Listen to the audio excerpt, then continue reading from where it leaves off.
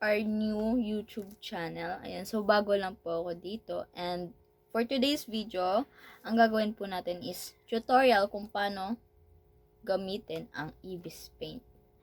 Ayan, so mamaya is papakita natin, dalagyan ko na siguro ng voice, kung paano gamitin yung Ibis Paint, kung paano mag-drawing doon. Let's check it out. And don't forget to like, share, and subscribe. And hit the notification bell.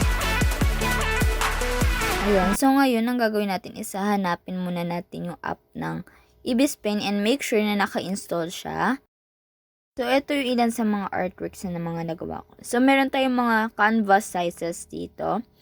Ayan, may import picture, chat stamp, and pipiliin natin is yung postcard na nasa pinaka-ilalim. So, kapag lumabas yung canvas size, okay nyo lang siya.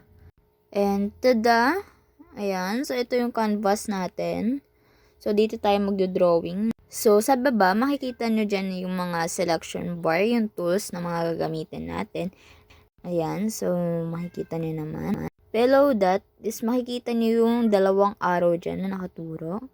And pindutin nyo yung import pictures. And lalabas yung mga pictures nyo. And make sure, pindutin nyo yung gallery nyo or kung saan mang album yung kukunin nyo. And then, hanap kayo ng mga pictures na gusto nyong i-drawing, sketch, or ano man. Yan, hanap lang kayo dyan. Medyo matagal lang.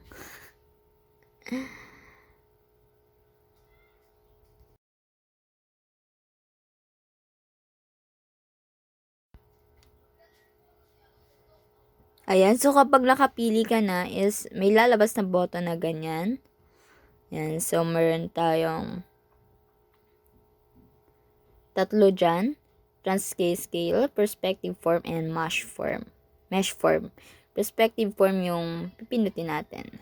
So, adjust lang natin yung pick. Ayan. So, as you can see, meron tayong mga selection layer dyan. So, kapag lumabas sa extract line drawing, cancel nyo lang siya. And then, yung tatlong line dyan sa gilid is, lilipat nyo lang yung import na kinuha nyo. So, ayan. Lilipat na natin yung layer. So, malilipat siya sa first layer. And then, sa second layer tayo magdo-drawing. So, may mga tools tayo na pwedeng gamitin dyan. So, pipindutin natin yung brush. And ito yung mga different types of brushes. Pwede ka mag-download. So, meron tayong mga basic and custom or online na brushes. So, yung pipiliin natin is yung Fill Tip Pen. Ayan. So, yung picture na in-import natin is ibababala natin yung opacity hanggang 70%. And then, dun tayo sa second layer magdodrawing.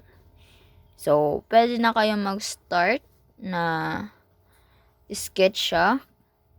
Ayan. Pwede na natin simulan. So, nagsimula ako sa hood. And then, hanggang sa matapos nyo siya, kopyahin.